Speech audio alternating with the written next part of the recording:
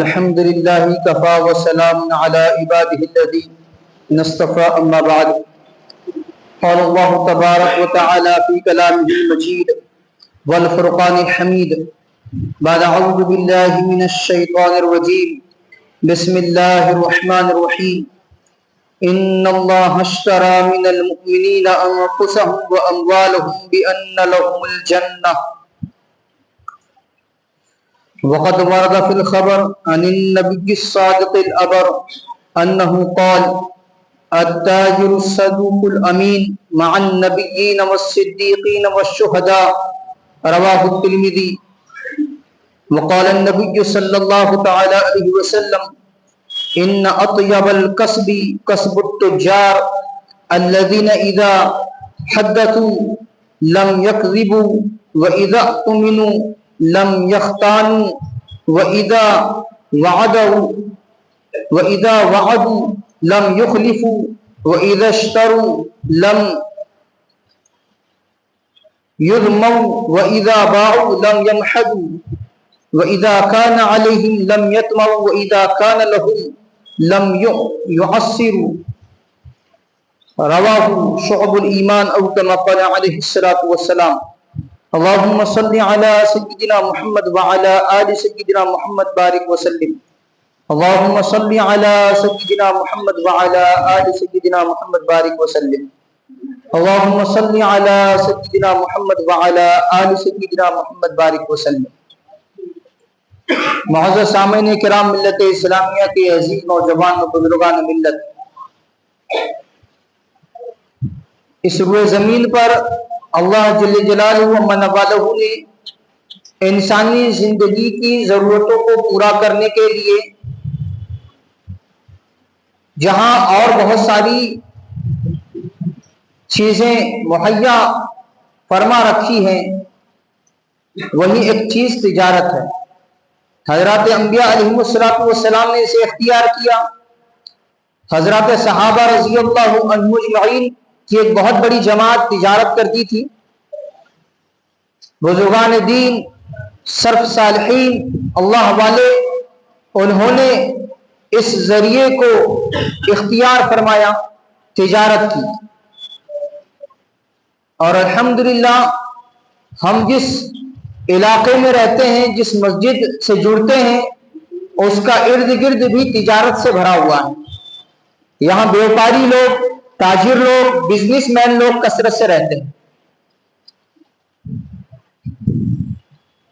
اب اس بابت چند باتیں گوش گزار کرنی ہے. سب سے پہلی چیز تجارت سے متعلق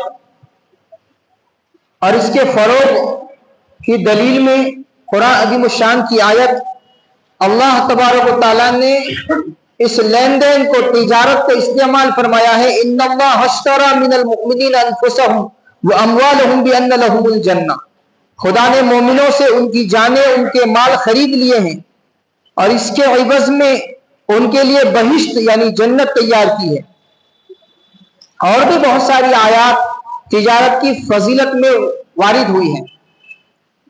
احادیث مبارکہ، احادیث میں تجارت سے متعلق، اس کی فضیلت سے متعلق کیا وارد ہوا ہے، کیا ارشاد فرمایا گیا ہے. تو ترمذی شریف کی روایت ہے، اللہ کے نبی صلی اللہ تعالی علیہ وسلم ارشاد فرماتے ہیں التاجر الصدوق الامین مع النبیین والصدیقین والشہداء. سچا امانت دار تاجر قیامت میں انبیاء، صدیقین اور شہداء کے ساتھ ہوگا. سچ بولنے والا تاجر، اس کا حشر انبیاء کے ساتھ، اس کا حشر صدیقین کے ساتھ، اس کا حشر شہداء کے ساتھ. کتنی بڑی بات ہے. اب کیا چیزیں ہیں جو اپنی تجارت میں شامل کرنے کی ضرورت ہے اور جس کی تلقین احادیث مبارکہ میں فرمائی گئی ہیں؟ تو اللہ کے نبی صلی اللہ تعالی علیہ وسلم کا ارشاد مبارک شعب الایمان میں یہ روایت لکھی ہوئی ہے، ان اطیب الکسب کسب التجار. بہترین کمائی ان تاجروں کی کمائی ہے جو جھوٹ نہیں بولتے. بہترین کمائی ان تاجروں کی کمائی ہے جو جھوٹ نہیں بولتے، امانت میں خیانت نہیں کرتے، وعدہ خلافی نہیں کرتے، اور خریدتے وقت اس چیز کی مذمت یعنی برائی بیان نہیں کرتے. برابر نہیں ہے, صحیح نہیں لگ رہا ہے, یہ جو آپ نے ریٹ لگایا یہ صحیح نہیں ہے. کیوں کہہ رہا ہے یہ؟ تاکہ سامنے والا رقم کو کم کر دے, گھٹا دے, کم سے کم قیمت میں میں خرید لوں اور زیادہ سے زیادہ قیمت میں بیچ سکوں. اس نیت سے اگر کوئی مذمت بیان کر رہا ہے تو وہ نہ کرے. اور بیچتے وقت بہت زیادہ تعریف نہ کرے تاکہ زیادہ اس کو رقم ملے. بہت بڑھیا مال ہے, بہت عمدہ, اس سے فریش, اس سے اچھا مل ہی نہیں سکتا, اور ایسی کوالٹی میں نے خود نہیں دیکھی ہے. یہ جو بڑا چڑھا کر چیزوں کو بیان کیا جاتا ہے, کیوں؟ تاکہ سامنے والے کے دل میں اس کی وقت اور بڑھ جائے اور میں جو ریٹ لگا رہا ہوں وہ ریٹ مجھے مل جائے. یہ نہ کرے. اور اگر اس کے ذمے کسی کچھ نکلتا ہو تو ٹال مٹول نہیں کرتے. اگر آپ کا معاملہ ہے, لین دین ہے, ہر بار آپ کیش دے دیں گے, پوری کی پوری رقم دے دیں گے, ایسا نہیں ہوتا ہے, ادھار بھی رکھنا پڑتا ہے. تو ٹال مٹول نہیں کر رہا ہے آدمی, دے دوں گا, بھاگ کر جا رہا ہوں, کیا ڈباؤں گا, کیا میرے بھی یقین نہیں, نہ جانے کیسی کیسی باتیں بندہ کر گزرتا ہے, کہہ گزرتا ہے. ٹال مٹول نہیں کرتے. اور اگر کسی کا ان کے ذمے کچھ نکلتا ہے, کوئی اور آدمی ہے کہ جس سے کچھ آنا ہے, تو اصول کرنے میں اسے تنگ نہیں کرتے, سہولت دیتے ہیں, تنگ نہیں کرتے. تو یہ جو کوالٹیز بتائی گئی ہے, یہ جو صفات بتائی گئی ہے, یہ ایک تاجر کو اپنے اندر پیدا کرنی چاہیے. یہ پیدا کرنے سے کیا ہوگا؟ وہ جو کمائی کرے گا یہ بہترین کمائی ہو جائے گی, وہ پاکیزہ کمائی ہو جائے گی. حضرت انس رضی اللہ تعالیٰ عنہ راوی ہیں, روایت فرماتے ہیں کہ اللہ کے نبی صلی اللہ تعالی علیہ وسلم نے ارشاد فرمایا, التاجر الصدوق تحت ظل العرش یوم القیامہ, سچ بولنے والا تاجر قیامت میں عرش کے سائے میں ہوگا. کتنی بڑی فضیلت ہے, اتنے ہولناک منظر میں اللہ اسے عرش کا سایہ نصیب کریں گے جو آدمی اپنی تجارت میں سچ بولتا ہوگا. حضرت ابو امامہ باہلی رضی اللہ تعالیٰ عنہ راوی روایت فرماتے ہیں کہ اللہ کے نبی صلی اللہ تعالی علیہ وسلم نے ارشاد فرمایا کہ 9 حصے تجارت میں ہے, انویسٹ کرنے میں ہے, اور ایک حصہ جس چیز میں آپ انویسٹ کر رہے ہیں اس کے اخراجات میں ہے. کسی جانور کے ذریعے آپ کما رہے ہیں تو اس جانور پہ بھی خرچ کرنا ہے, کسی گاڑی کے ذریعے آپ کما رہے ہیں اس گاڑی پر بھی خرچ کرنا ہے, اس کی بھی دیکھ بھال کرنی ہے. ایک شاپ آپ کی ہے تجارت کی جس سے آپ چیزوں کو بیچتے ہیں, اس دکان کا بھی خیال رکھنا ہے, تو اس پر 1% ایک حصہ اور 9 حصے تجارت پر. ابن حکیم بن حزام رضی اللہ عنہ سے مروی ہے کہ نبی کریم صلی اللہ تعالی علیہ وسلم نے ارشاد فرمایا, خرید و فروخت کرنے والے کو بیع توڑنے کا یعنی اپنی اس ڈیل کو توڑنے کا حق ہے جب تک کہ وہ اپنی جگہ سے نہ ہٹے. دیکھو کتنی پتے کی بات حدیث کی روشنی میں معلوم پڑ رہی ہے.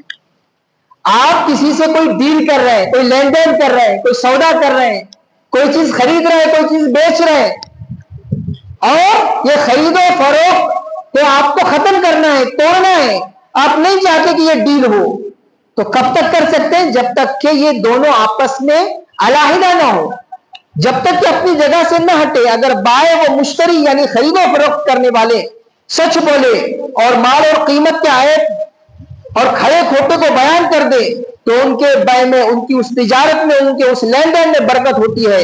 اور اگر عیب کو چھپا لے اور جھوٹ بولے, صاف صاف نہ بتائے, تو شاید کچھ نفع کما لے, لیکن بائے کی جو برکت ہے, خرید و فروخت کی جو برکت ہے, وہ اٹھ جاتی. یہ ساری چیزوں کا دھیان رکھنا ہے اور ان اصولوں کے ساتھ تجارت کرنی ہے, بزنس کرنا ہے.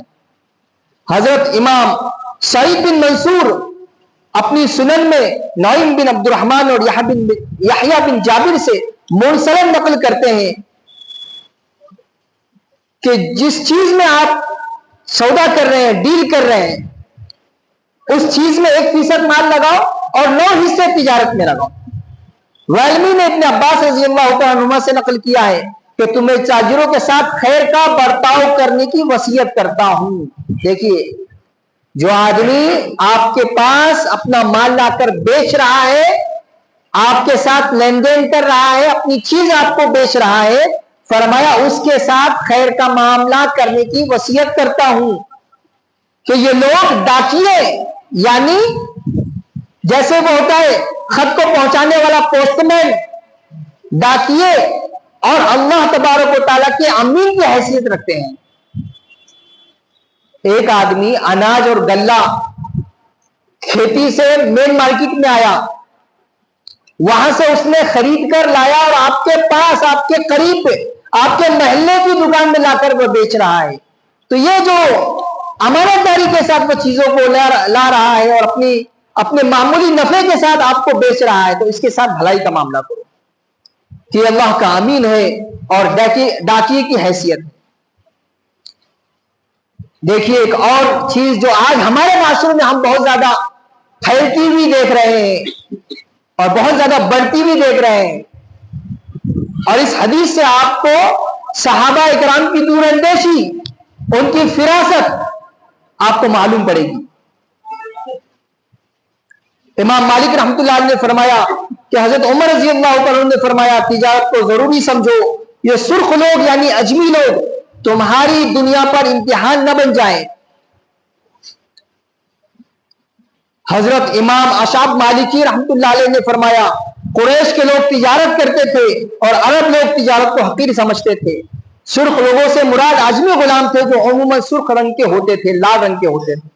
اور مدخل میں ابن حاج میں ہے کہ حضرت عمر رضی اللہ عنہ اپنے زمانے خلافت میں ایک مرتبہ بازار میں تشریف لائے تو دیکھا کہ عموماً تجارت کرنے والے باہر سے آئے ہوئے اور عوام الناس ہیں۔ یہ دیکھ کر غمگین ہوئے، اور جب خاص لوگ جمع ہوئے تو ان سے حضرت عمر رضی اللہ تعالیٰ عنہ نے وجہ ان سے معلوم کی، ان سے جانا اپنے کہ کیا ہوا ہے، کیوں ہمارے وہ لوگ جو تجارت کیا کرتے تھے وہ تجارت نہیں کرتے، اب سارے اجنبی لوگ دکھ رہے ہیں، باہر کے مدینہ کے باہر کے لوگ مدینہ میں آ کر تجارت کرتے ہوئے دکھ رہے ہیں، کیا بات ہے؟ یہ بات آپ نے ان سے لکھی تو لوگوں نے عرض کیا کہ اللہ تعالیٰ نے فتوحات اور مال غنیمت کی وجہ سے تجارت سے ہم کو مستغنی کر دیا، بہت زیادہ مال غنیمت آ رہا ہے اور بہت زیادہ مال کی فراوانی ہمارے پاس ہو گئی، اس لیے ہم اب تجارت کرنے کے محتاج نہیں رہے، اب ہم کو ضرورت نہیں رہی تجارت کرنے کی۔ اس پر حضرت عمر رضی اللہ تعالیٰ عنہ نے فرمایا، اگر تم لوگ ایسا کرو گے تو تمہارے مرد ان کے مردوں کے اور تمہاری عورتیں ان کی عورتوں کی محتاج ہو جائے گی۔ علامہ عبدالحی کتانی رحمۃ اللہ علیہ فرماتے ہیں کہ حضرت عمر رضی اللہ تعالیٰ عنہ کی فراست اس امت کے بارے میں بالکل سچی ہوئی، کیونکہ جب اس امت نے مشروع طریقے سے تجارت کو چھوڑ دیا، جو شریعت کا طریقہ ہے اس طریقے سے تجارت کرنے کو چھوڑ دیا اور اس کو غیروں نے اختیار کر لیا، تو امت مسلمہ غیر مسلموں کی محتاج ہو گئی۔ چھوٹی سی چھوٹی اور بڑی سی بڑی چیزوں میں وہ دوسروں پر ڈیپینڈ ہو گئی، دوسروں کی محتاج ہو گئی۔ دیکھیے آج ہم کو اگر کوئی چیز چاہیے، خریدنی ہے، تو عموماً ہم کو کس کے پاس جا کر خریدنا پڑتا ہے؟ ہر لائن میں مسلمان تاجر کا موجود ہونا ضروری ہے۔ سبزی چاہیے تو مسلمان سبزی فروش، کپڑے چاہیے مسلمان کپڑا فروش، ضرورت کا سامان چاہیے مسلمان وہ ضرورت کا سامان بیچنے والا موجود ہونا چاہیے، لیکن نہیں ہونے کی وجہ سے آپ کس کے پاس جانا پڑ رہا ہے؟ آپ کس سے خرید و فروخت کر رہے ہیں؟ آپ کے پیسوں کا نفع کس کو پہنچ رہا ہے؟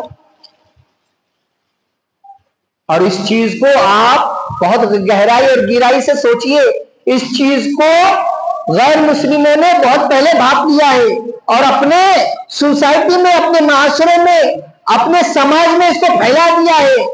اور آپ آئے بھی سنتے ہوں گے کہ خاص مسلمانوں کو ٹارگٹ بنا کر ٹریننگ کی جا رہی ہے کہ مسلمان کو گھر نہ بیچا جائے، مسلمان کو کرائے سے گھر نہ دیا جائے، مسلمان سے کوئی خرید و فروخت نہ کی جائے، اور مسلمان سویا ہوا ہے، اس نے تجارت سے اپنے آپ کو بے نیاز کر دیا۔ اب اس کے پاس اتنا مال آ گیا کہ وہ مارکیٹ میں گھسنے کو تیار نہیں ہے، تجارت کرنے کو تیار نہیں ہے۔ ایسے بہت سارے مسلمان آج بھی ہے کہ جن کے گالوں پر، جن کی بیٹھک پر جہاں وہ تجارت کیا کرتے تھے اس پر ان کو 2,000 روپے روزانہ مل رہے ہیں کرائے کے 2,000 ایک آدمی اگر دینے کو تیار ہے تو آپ سوچیے وہ نفع کتنا کماتا ہوگا، اس پر اس کو بینیفٹ کتنا ملتا ہوگا۔ جو آدمی روز 2,000 روپے اپنے نفع میں سے آپ کو کرائے کے طور پر دے رہا ہے وہ خود کتنا کماتا ہوگا، اور یہی چیز اگر مسلمان کرے گا تو کیا ہوگا، اتنا نفع اس کو ملے گا۔ لیکن نہیں، یہ تو آج ہی ہو گیا ہے، اس کو ضرورت ہی نہیں رہی، تو محتاج ہو گیا ہر چیز میں، ہر چھوٹی سی چھوٹی چیز بڑی سے بڑی چیز کے لیے اس کو اغیار کے در پر جانا پڑ رہا ہے، ان کی دکانوں پر جانا پڑ رہا ہے، انہیں سے ڈیل کرنا پڑ رہی ہے۔ ایک اور آخری چیز جس کے بارے میں مسلمان غفلت میں ہے اور غفلت کی نیند سو رہے ہیں، ایک روایت اللہ کے نبی صلی اللہ تعالی علیہ وسلم کی کہ تجارت کیسی ہونی چاہیے اور تجارت میں مسلمانوں کو کیا چیز اختیار کرنی چاہیے، اور آج مسلمان اس کو چھوڑا ہوا ہے۔ حضرت خضر غامدی رضی اللہ تعالیٰ عنہ راوی ہے، ترمذی شریف کی روایت ہے، اللہ کے نبی صلی اللہ تعالی علیہ وسلم کی دعا نقل کر رہے ہیں۔ خضر غامدی رضی اللہ تعالیٰ عنہ، اللہ کے نبی صلی اللہ تعالی علیہ وسلم نے دعا دی، اللہم بارک لامتی فی بکورہا، اور امام ترمذی نے خاص اس پر باب باندھا ہے کہ صبح سویرے تجارت کرنا، اس پر مستقل حدیثیں نقل کی ہے، اس میں سے ایک روایت ہے اللہ کے نبی صلی اللہ تعالی علیہ وسلم اپنی امت کو دعا دے رہے، اے اللہ میری امت کے لیے ان کے صبح سویرے کے وقت میں برکت عطا فرما۔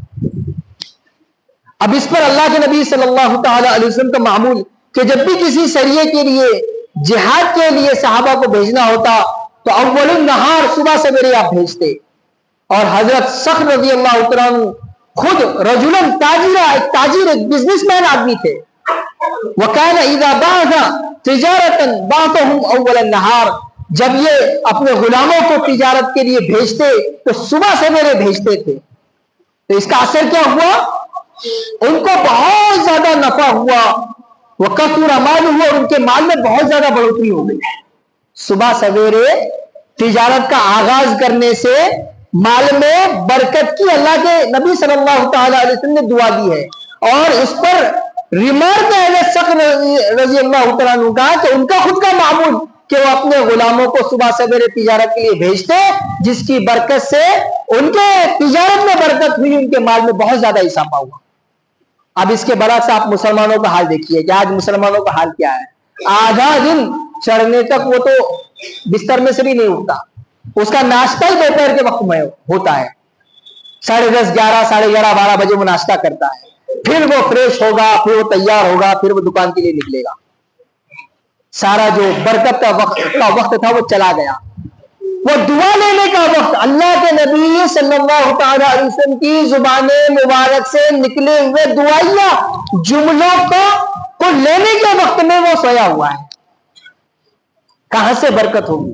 پھر وہ رونا رو رہا ہے کہ نہیں چل رہا ہے، کسٹمر ہی نہیں آ رہے ہیں، گراکی نہیں ہو رہی ہے، پھر اس کو لوگوں سے لون لینا پڑ رہا ہے، قرض لینا پڑ رہا ہے، ادھار لینا پڑ رہا ہے، لوگ اس کو پریشان کر رہے ہیں اور یہ خود پریشان ہو رہا ہے، لیکن اس نے اس کی وجہ جانی نہیں کہ کیوں ہے میرے ساتھ ایسے ہو رہا ہے۔ میں کوشش تو برابر کر رہا ہوں، محنت تو برابر کر رہا ہوں، اور تجارت میں جو اصول ہے اس کو پر میں عمل کر رہا ہوں، لیکن یہ چیز وہ چھوڑا ہوا ہے کہ صبح سویرے تجارت کا آغاز کرنا ہے، اور جو لوگ کر رہے ہیں وہ اس کے فائدے کو، اس کے نفع کو دیکھ رہے ہیں، اور خود صحابی اپنا ریمارک بتا رہے ہیں کہ کیا ان کے ساتھ ہوا۔